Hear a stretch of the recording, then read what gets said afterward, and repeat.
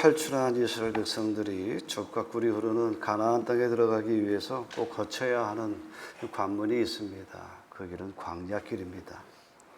광야를 건너뛰면 좋겠지만 지금과 같이 관광버스나 아니면 비행기 노선이 있어서 비행기로 날아다니면 좋겠지만 3,500년 전에 황량한 이 광야에 어떤 길도 없었고 오로지 사람이 다녀서 그 길을 내어야 하는 그런 상황 속에 있었습니다.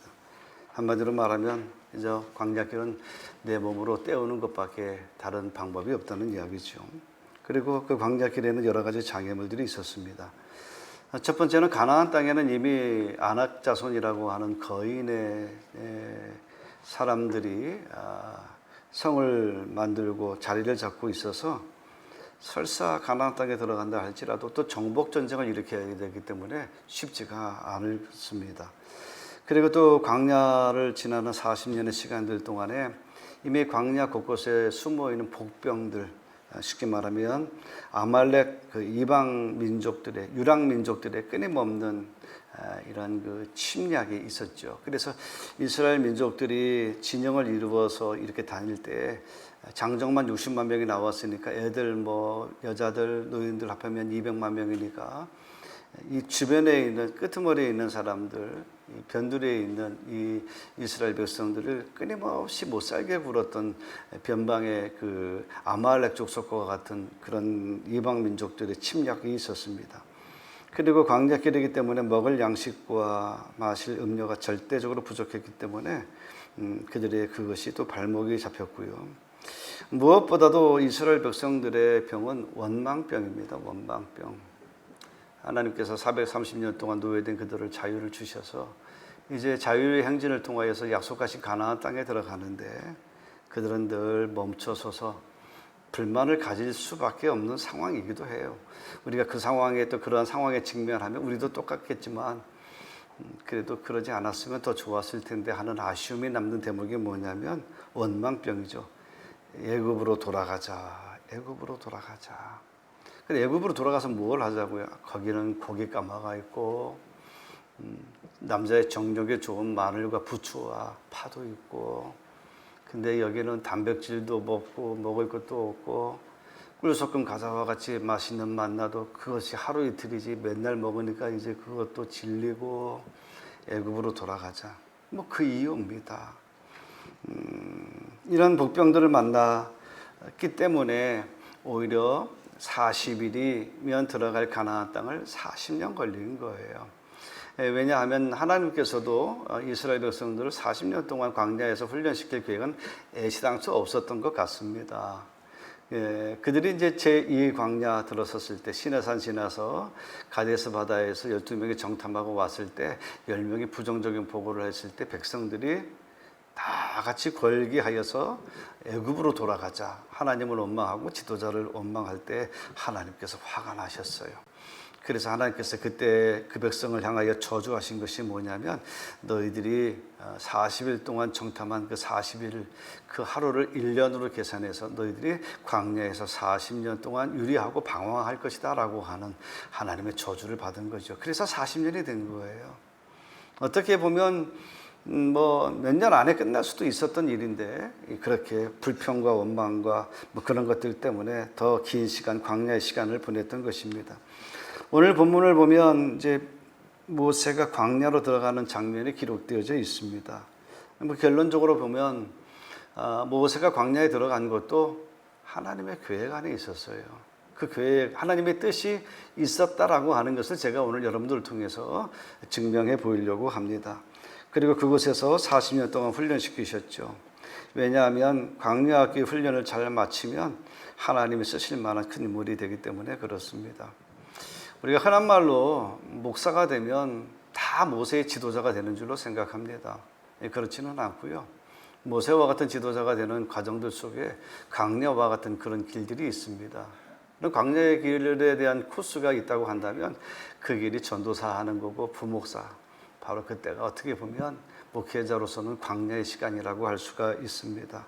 어쨌든 그 시간이 광야의 시간이다 할지라도 믿음의 선배들이 다 그 길을 걸어왔고 또 내가 걸어가야 할 길이고 나중 또 후배들이 또 그런 시간들을 통해서 또 담임의 사역을 할 수 있도록 하나님께서 쓰실 수 있도록 인물들을 키워 나가실 것입니다.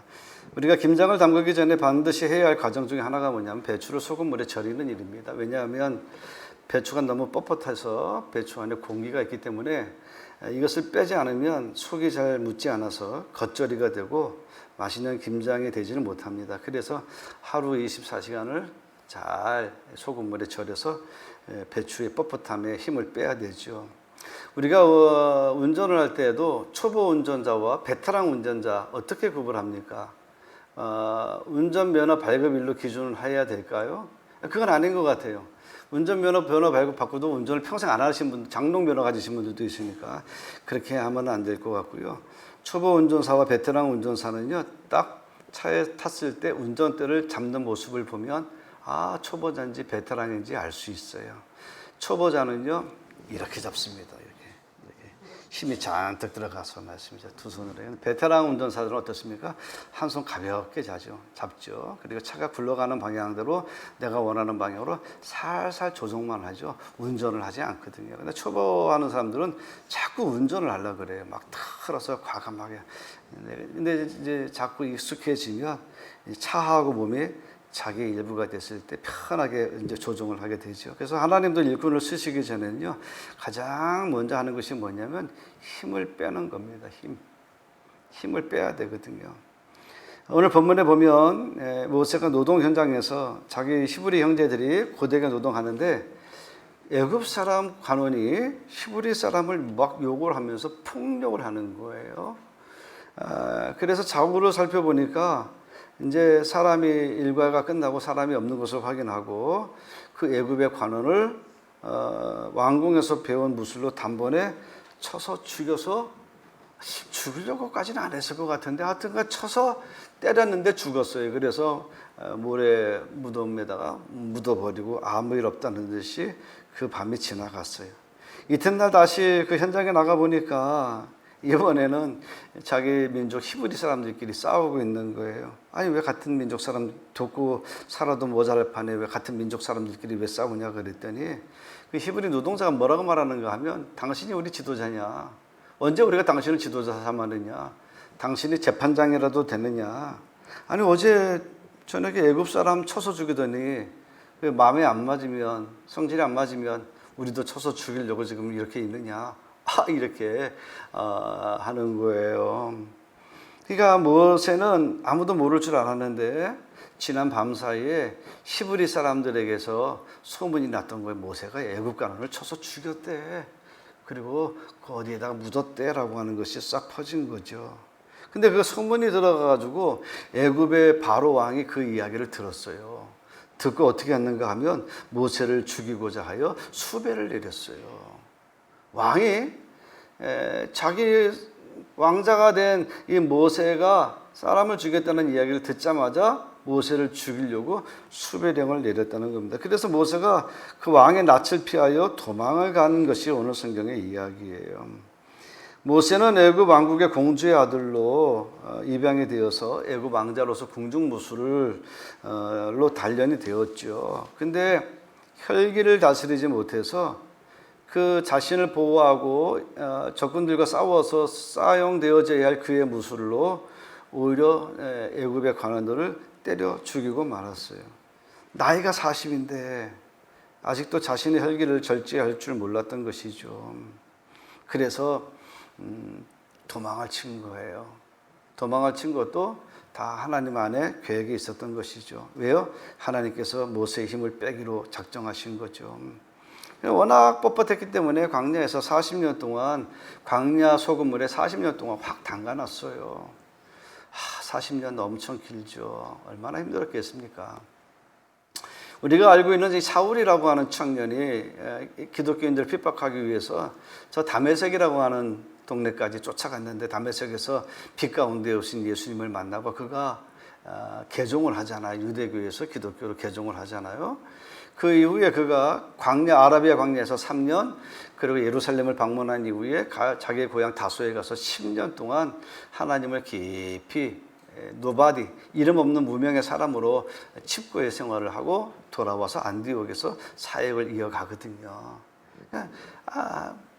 사울이라고 하는 청년이 바울이 되어지는데도 13년밖에 안 걸렸는데, 모세는 40년 동안 소금물 광야에 꽉 재워 놓으셨다라고 하는 건 뭐냐면, 모세도 보통 성질이 아니라는 이야기예요. 한 고집 한다는 이야기죠. 굉장히 뻣뻣하다는 이야기죠. 그리고 다시 말씀을 드리면 모세 안에 굉장한 상처들로 얼룩져 있었다는 이야기예요. 그렇지만 모세가 광야 수업을 받은 이후에 그의 온유함이 모든 지면의 사람보다 많다라고 하는 평가를 받았잖아요. 사람이 확 달라진 건 분명합니다. 왜요?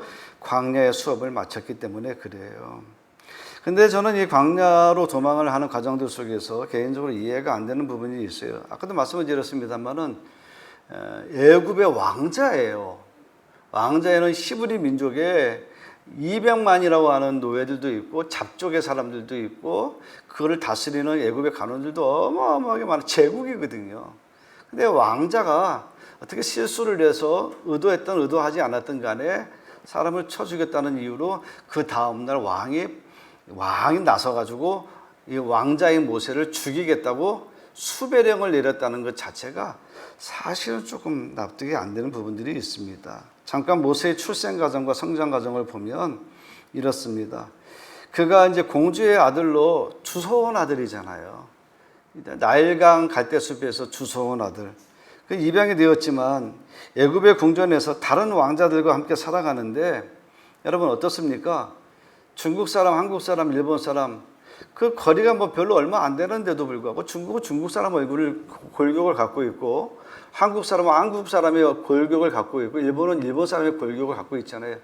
딱 중, 한, 일 딱 세워놓으면 딱 100% 구분을 해낼 수가 있거든요. 히브리 사람과 애굽 사람은요 피부색이 다르고 얼굴 골격이 달라요. 그런데 애굽의 혈통을 가지지 아니한 나일강에서 주워온 아이가 어느 날 갑자기 공주가 들어왔다고 해서 왕자의 밥상에 같이 앉아 있는 것 자체가 애굽의 왕 바로로서는 탐탁치 않은 거예요. 다들 까만데 저 모세만 허옇게 생긴, 수염도 이렇게 나 있고 애굽 사람들은 수염이 없거든요. 그러니 물론 뭐 모세가 수염은 깎았겠죠. 그렇지만 왕으로서는 이 모세가 왕의 밥상에 같이 둘러앉아 먹는 것이 탐탁치 않았던 것입니다. 그리고 성장 과정에서부터 모세는 부모 없이 자랐잖아요. 만 1세가 되어졌을 때 나일강에 버려져서 전혀 히브리 민족의 유대인으로 살아가지 못하고 애굽인으로 살아갔을 때 그 피와 그의 이방의 문화 얼마나 보이지 않는 갈등이 있었겠습니까? 그리고 애굽 형제들의 눈칫밥 먹으면서 감정에 많은 상처를 받았겠죠. 그래서 성장 과정 속에서 눈칫밥 먹고 자기가 있어야 할 자리가 아님에도 불구하고 거기에 있는 그 현실에 대해서 상처 입은 감정이 있지 않습니까? 상처 입은 감정. 그것이 늘 불만이 되고 이것이 원망이 되어져서 누가 이렇게 툭 건들면 확 그러는 거예요. 엄마 아빠의 제대로 된 사랑과 보살핌을 받고 잘 훈육되어져도 세상에 나가면 자기 감정을 통제하기가 사실 쉽지 않은데 애시당초 그런 것이 없고 눈칫밥 먹고 서럽게 살았으면 여러분 성장되어졌을 때 누가 나를 건들면 그걸 견뎌낼 수가 없는 거예요.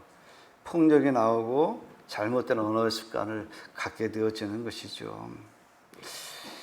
그래서 그런 상처 입은 감정들 때문에 모세가 그런 충동적인 행동으로 애굽의 간원을 쳐 죽인 것이 아닌가 그런 생각을 충분히 할 수 있을 것 같고요. 근데 그때 모세가 출생했을 때 그 상황을 보니까 출애굽기 2장 2절에 성경은 이렇게 나와 있어요.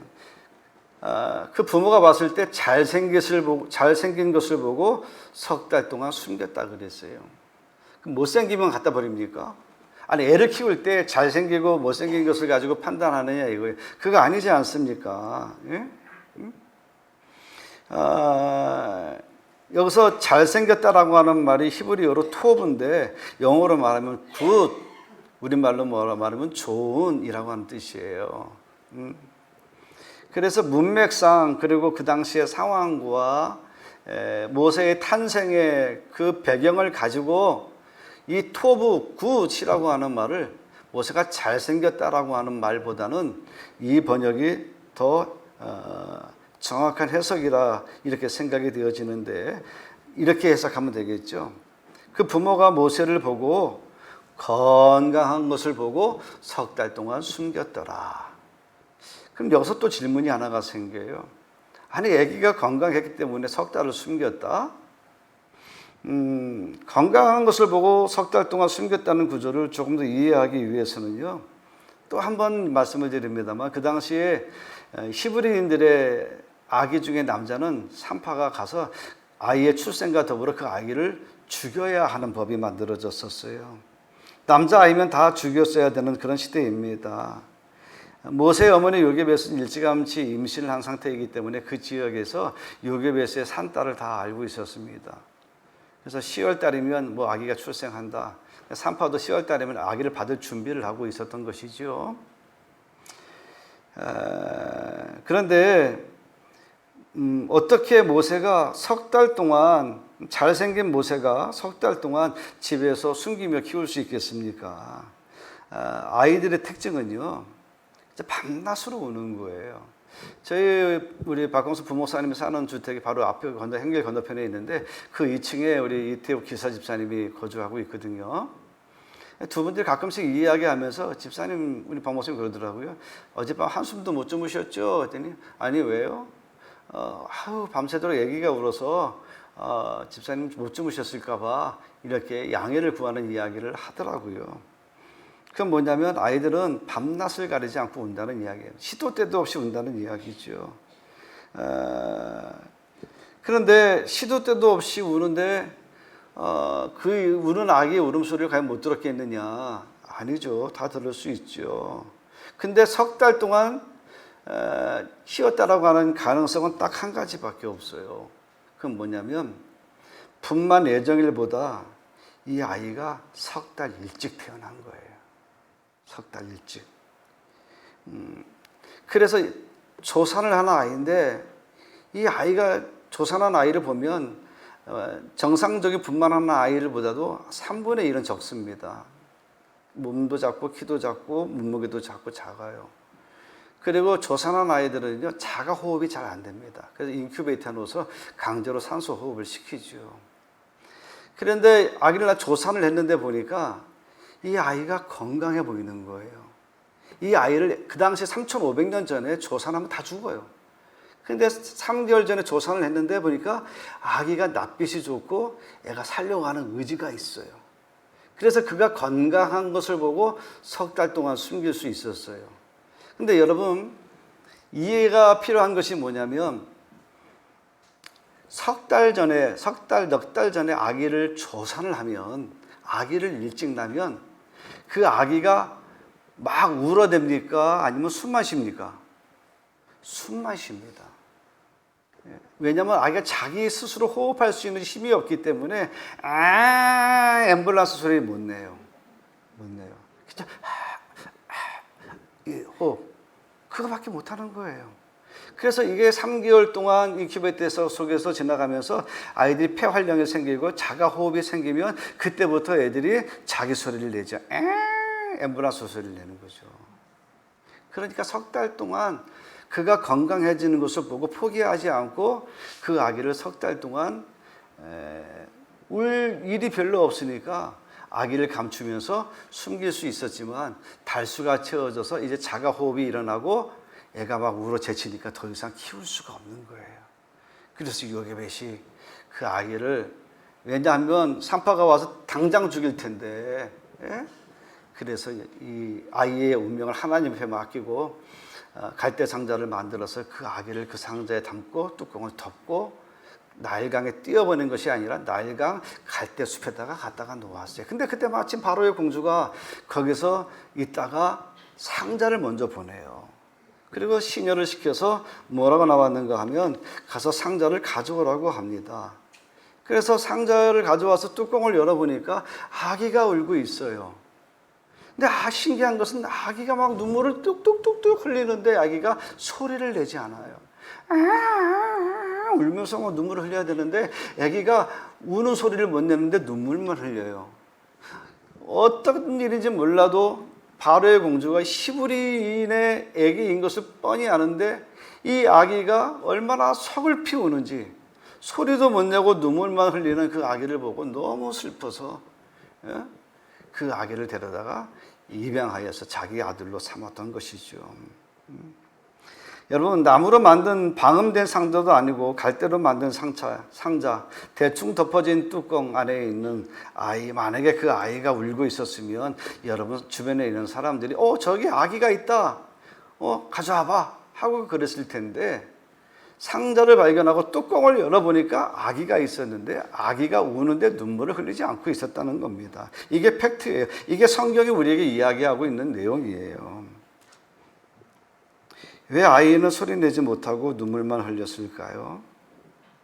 아기가 만약에 울면 산파가 달려와서 그 아기를 죽일 텐데, 아기가 이제 조산이 되어져서 숨만 쉴 때는 괜찮았는데 달수가 채워져서 호흡을 하고 소리를 내서 막 울기 시작하니까 그 엄마가 어떻게 했겠어요? 급하면 막 입을 틀어 막았겠죠. 울지 마, 입을 틀어 막았겠죠. 막 입을 뒤집어 씌워 놓기도 하고 막 그랬겠죠. 온갖 방법을 다 썼을 거예요. 그러면서 모세는 자기 몸속에 자기가 막 울 때, 눈물을 흘릴 때, 화가 나고 막 속상하고 배가 고플 때, 보통의 아이들이 막 울 때 이 아이는 울지 못했어요. 왜? 내가 울면, 내가 소리를 내면 여지없이 엄마 손이 와가지고 내 입을 틀어막고 있기 때문에 그게 너무 숨도 안 쉬어지고 너무 아이는 고통스러우니까 이것이 몸으로 체득이 된 거죠. 학습이 된 거예요. 이 이야기에 대해서 이스라엘의 최고 랍비였던 메오 라우라고 하는 분이 자기의 간증을 통해서 이것을 이렇게 해석해 줍니다.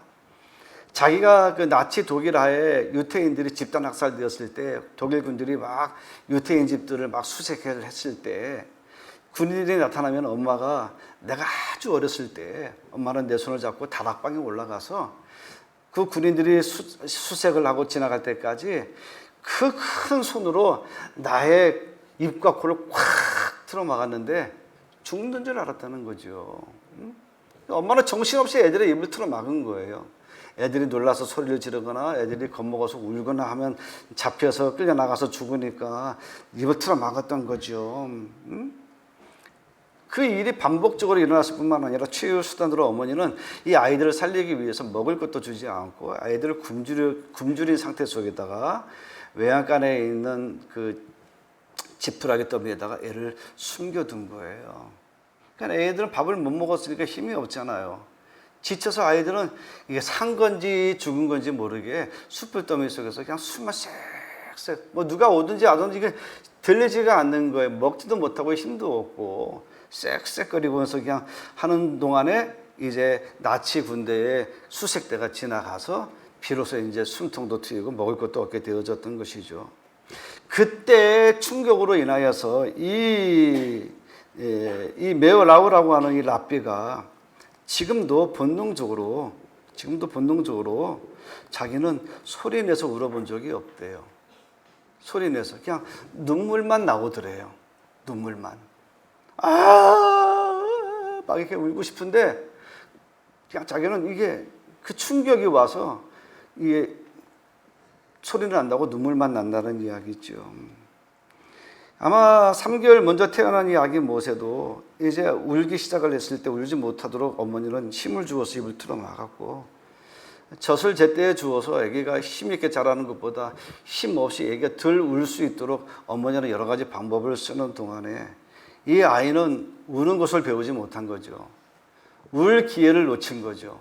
우는 것을 그는 학습하지 못하고 울지 말아야 된다는 것을 몸으로 느끼고 있었던 것이죠. 갈대 상자 안에 뚜껑이 덮인 채 이 아기가 눈을 떴을 때 깜깜하고 물소리가 나고 수풀소리가 나는 이 상황 가운데서 보통의 아기들이라고 한다면 어떻게 냈겠습니까? 앰뷸런스로 소리 냈겠죠. 근데 이 아기는 소리를 내지 못하고 울고만 있어요. 눈물만 흘리고 있어요. 그래서 이 바로의 공주가 상자를 보고 저거 뭐야? 가져와봐. 뚜껑을 열었더니 아기가 우는데 소리는 나지 않았어요. 얼마나 불쌍해요. 얼마나 불쌍합니까? 그 아이 이름도 물에서 건져내었다. 그래서 모세라고 이름을 지어줬잖아요. 그러니까 궁전에서 공주가 주워온 아이지 뭐 진짜 왕자는 아니잖아요. 자존감이 없어요. 그러니까 살아가면서 감정 조절이 안 되는 거예요. 막 성질대로 하는 거예요. 괜히 무시당하는 것 같고 어신여김 당하는 것 같고 욱하는 마음으로 배운 게 뭐예요? 싸우는 기술은 배웠잖아요. 맞지 않는 기술은 배웠으니까 자꾸 이런 그 싸움거리가 되니까 왕이 볼 때에도 저 주소원 뭐 시부리 아들 그 공주의 아들 말이야 저 녀석은 좀 문제거리야 저거 형제들하고도 어울리지도 못하고 툭하면 나가서 싸움박질이나 하고 그러니까 이번 기회에 애국 관원을 죽였으니까 그 쫓아버리자 이런 거예요. 어차피 내 핏줄이 아니니까. 하나님은 이제 그를 불러내어서 잃어버린 자존감을 세워주시기 위해서 40년 만에 하나님이 모세를 만나줍니다. 모세가 광야에 있는데 시내산 쪽에서 막 이렇게 뭐 연기가 피어오르고 불이 나는 것이 보이는데 가서 봤더니 가시떨기 나무에 불이 붙었는데 나무는 타지 않고 불만 붙었어요. 근데 이 나무가 애매한 것이 뭐냐면 우리가 생각하는 소나무나 느티나무나 이런 종류의 나무가 아니라 가시떨기 나무라 그랬어요. 이게 진짜 그 당시에 가시떨기 나무예요. 저거예요. 가시수풀이죠. 가시수풀. 저걸 나무라고 어떻게 이야기할 수 있어요? 예? 안 되죠.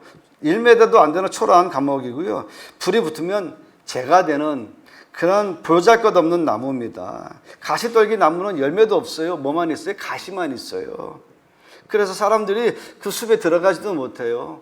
가시떨기 나무에 치우치면 온몸에 찢기고 옷은 찢어지는 그런 참 불필요한 나무입니다.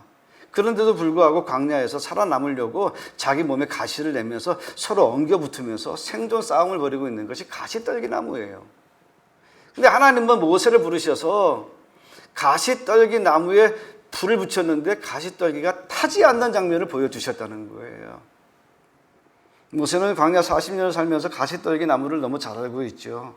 그걸 볼 때마다 그래서 할 수 없이 억지로 살기 위해서 자기 몸에 가시를 내는 가시떨기를 보면서 야, 네 모습이 내 모습 같다라고 하는 생각을 충분히 할 수밖에 없었어요. 살아남기 위해서 그냥 관심받지 못한 채 그냥 내 몸에 가시를 갖고 자기를 보호하기 위해서 그냥 엉켜 사는 그런 존재에 불과한 그 가시떨기 나무가 자기와 같다는 그런 생각이죠. 자기 모습을 대변해 주는 것 같죠. 근데 하나님은 불꽃이 가시떨기 나무에 임했지만 가시떨기 나무가 타지 않았어요. 불꽃이 타올라도 볼품없는 가시떨기 나무를 하나님께서 지켜주셨던 것이에요. 가시떨기 나무 같은 이스라엘 백성들. 애굽에서는요, 이 이스라엘 백성들이 가시떨기 나무 같은 존재로 여겨졌던 것이에요. 그러니까 자꾸 막 퍼져나가니까, 넝쿨처럼 퍼져나가니까 남자아이면 다 죽여라라고 하는 법까지, 악법까지 만든 거 아닙니까? 그러나 하나님은 이스라엘은 하나님의 보호를 받아 절대로 불같은 그런 사단의 역사가 있다 할지라도 애굽에 강력한 도전이 있다 할지라도 해를 받지 않을 것이다 라고 하는 것을 하나님께서 모세를 통해서 말씀해 주시는 것 같아요. 그리고 너도 가시떨기와 같은 인생 40년을 살았지만 절대로 어떤 불같은 세력도 너를 침몰치 못하게 할 것이다 라고 하는 하나님의 신호 말이에요. 너는 가시떨기 나무 같을지라도 하나님이 너를 보호하시니 너를 불사를 자가 없을 것이다 라고 하는 이런 하나님께서 동행해 주시겠다라고 하는 이 약속의 이 사건 말이에요. 모세를 위해서 준비하신 사건이지요. 모세야, 내가 이제 이스라엘 백성들을 인도해내서 40년 길을 가나안 땅을 향하여 걸어가게 될 텐데 그 속에는 수많은 어려움들이 있을 거야. 세상에 맹렬한 불처럼 밀려와서 너희들을 태워버릴 듯이 너희를 감싸 안겠지만 그러나 너희들은 절대 죄가 되지도 않을 것이고 타지도 않을 것이고 어떤 너를 해하는 세력도 너를 침몰치 못할 것이니까 두려워하지 마. 반드시 내가 너를 지켜줄 거야. 염려하지 말고 그를 이끌고 출애굽을 하라 라고 하는 메시지를 주신 것이죠. 무너진 가시떨기 나무와 같은 이 자존감을 하나님께서 울타리 쳐주셔서 어떤 것도 너를 해하지 않게 해주시겠다라고 하는 약속의 말씀이죠. 훗날 이스라엘 백성들이 남유다가 멸망하고 바벨론으로 포로로 잡혀갔을 때 하나님께서 이사야 선지자를 통해서 이스라엘 백성들에게 주신 말씀이 있어요. 야곱아, 이스라엘 백성들아, 너를 창조하신 하나님께서 너희들에게 이렇게 말씀하시느니라. 이스라엘아, 너를 지으신 이가 너에게 말씀하시느니라. 너는 두려워하지 말라. 내가 너를 지명하여 불렀나니 너는 내 것이라. 내가 물 가운데로 지날 때에 너와 함께 할 것이고 강을 건널 때에 너를 침몰하지 못하게 할 것이며 내가 불 가운데 지날 때에 타지 않을 것이며 불꽃이 너를 사르지 못하게 할 것이다.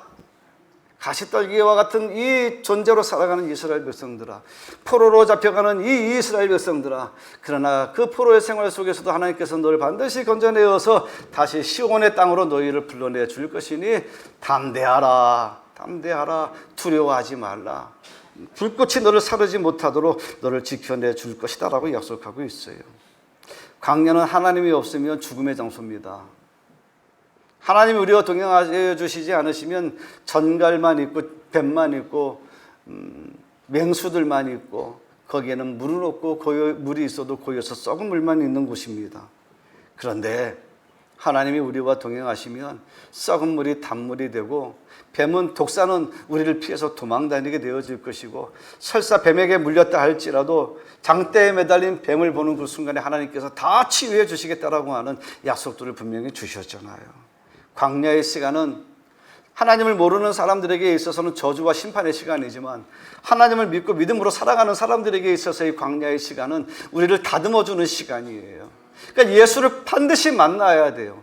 예수와 함께 동행하지 않는 광야길은 우리에게 있어서는 멸망의 길이지만 예수와 함께 광야에 함께 가는 길은 우리가 하나님의 일꾼으로 쓰임받는 단련의 시간, 훈련의 시간, 하나님의 은혜를 체험하는 시간이다라고 하는 것을 믿고 예수 믿고 오늘 지금 여러분의 삶의 환경이 광야의 시간 아닙니까? 우리 인생 자체가 광야잖아요, 여러분. 이 광야의 그 정도의 차이가만 있을 뿐이지 이 인생 자체가 광야인데 여러분 늦게라도 지금이라도 예수님 때문에 그 광야에서 여러분의 삶이 보호받는 은혜가 있으시기를 주님의 이름으로 축원합니다. 제가 기도합니다. 하나님 아버지, 인생은 광야입니다. 광야에서 우리는 쓰러지고 넘어질 것밖에 없지만 하나님께서 떨기나무와 같은 우리 인생을 불이 찾아와서 불줄이 사를지라도 절대로 타지 않게 보호해 주시는 하나님의 은혜처럼 광야의 시간 속에서 우리를 지키시고 보호하시는 하나님의 은혜를 체험하는 우리 믿음의 성도들이 되게 하여 주옵소서. 광야가 저주의 시간이 아니라 광야가 우리에게 꼭 필요한 훈련의 시간, 연단의 시간, 거듭나는 시간 되게 하여 주옵소서. 지금 광야 한복판에 서 있는 성도들이 있습니다. 두려워하지 말게 하시옵소서. 우리가 말씀을 들었으니 하나님이 우리를 지켜주실 줄 믿고 광야를 믿음으로 잘 통과하게 하여 주옵소서. 예수님의 이름으로 기도하옵나이다.